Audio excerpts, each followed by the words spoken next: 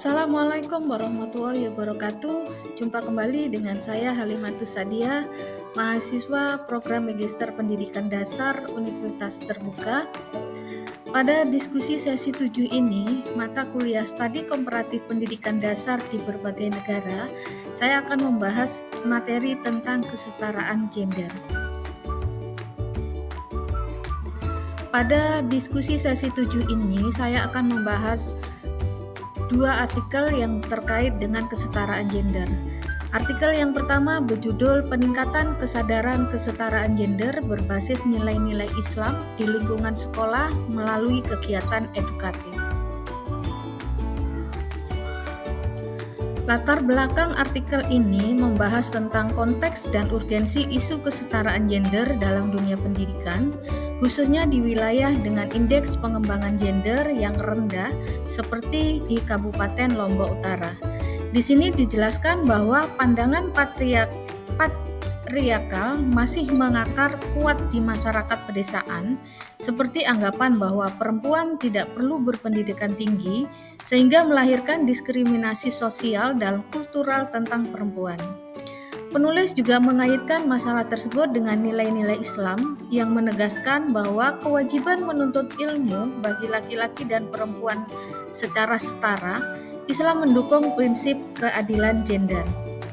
Selain itu, data IPG di Lombok Utara pada tahun 2022 sampai 2024 digunakan untuk menunjukkan bahwa masih rendahnya pencapaian kesetaraan gender dibandingkan di wilayah di Nusa Tenggara Barat, yang menjadi dasar penting bagi dilaksanakannya kegiatan pengabdian tersebut. Kesetaraan gender masih menjadi tantangan serius di dunia pendidikan, terutama di wilayah dengan indeks pengembangan gender yang rendah seperti di Kabupaten Lombok Utara. Budaya patriarki yang masih kuat memunculkan diskriminasi seperti pandangan bahwa perempuan tidak perlu berpendidikan tinggi. Ajaran Islam sebenarnya menegaskan kesetaraan hak dan kewajiban antara laki-laki dan perempuan dalam menuntut ilmu dan berperan di masyarakat. Data IPG KLU menunjukkan ketimpangan yang signifikan antara laki-laki dan perempuan, sehingga diperlukan edukasi kesetaraan gender sejak dini di lingkungan sekolah. Program ini juga sejalan dengan Sustainable Development Goals yang terkait dengan kesetaraan gender. Rumusan masalah yang terdapat pada artikel tersebut di sini dituliskan, meskipun tidak ditulis dalam bentuk eksplisit atau pertanyaan penelitian, rumusan masalah dapat disimpulkan dari pendahuluan dan tujuan program, yaitu yang pertama, bagaimana meningkatkan kesadaran siswa tentang kesetaraan gender di lingkungan sekolah berbasis nilai-nilai Islam. Sedangkan yang kedua, sejauh mana metode Sage-Based Community Development efektif dapat menumbuhkan pemahaman dan sikap positif terhadap kesetaraan gender di kalangan siswa SMP. Sedangkan yang ketiga, faktor apa saja yang menjadi hambatan atau peluang dalam penerapan nilai kesetaraan gender di sekolah. Adapun tujuan penelitian tersebut, yang pertama adalah meningkatkan kesadaran dan pemahaman siswa SMP terhadap nilai-nilai kesetaraan gender berdasarkan ajaran Islam. Berikutnya adalah mengurangi pandangan stereotip dan bias gender di kalangan pelajar. Berikutnya adalah menjadikan siswa sebagai agen perubahan dalam membangun budaya sekolah yang adil dan inklusif. Untuk mendapatkan hasil penelitian yang bermanfaat, di sini penulis melakukan pretest.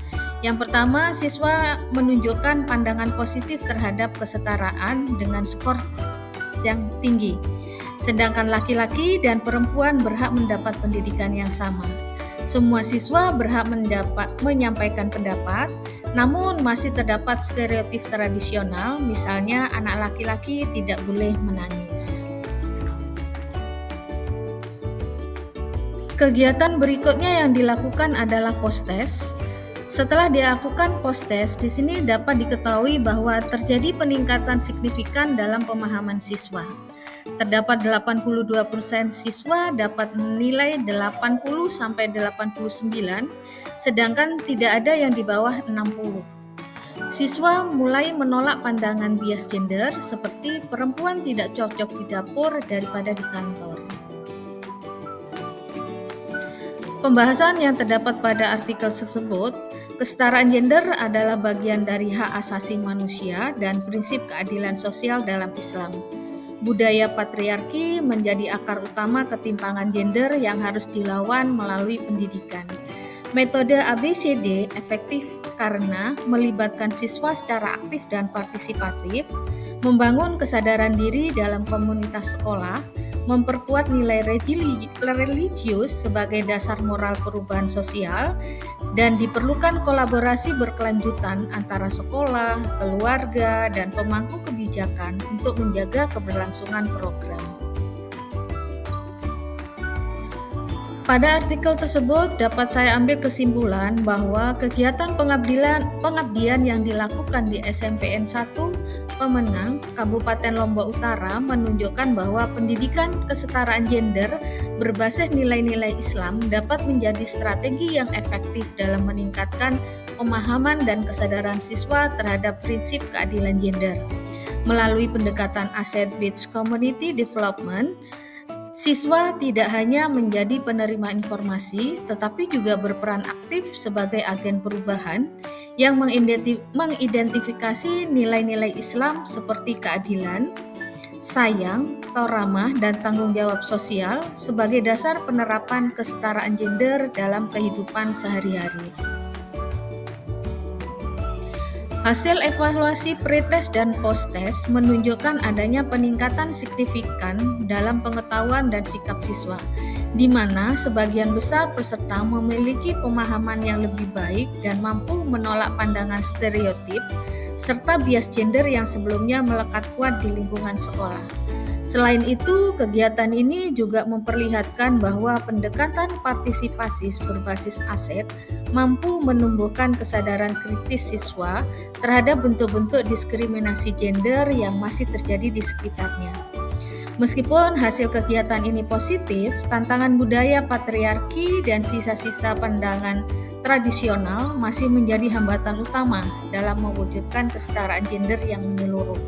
Oleh karena itu, diperlukan edukasi berkelanjutan, dukungan kebijakan sekolah yang inklusif, serta keterlibatan keluarga dan masyarakat agar nilai-nilai kesetaraan dapat tertanam secara permanen dalam budaya sekolah.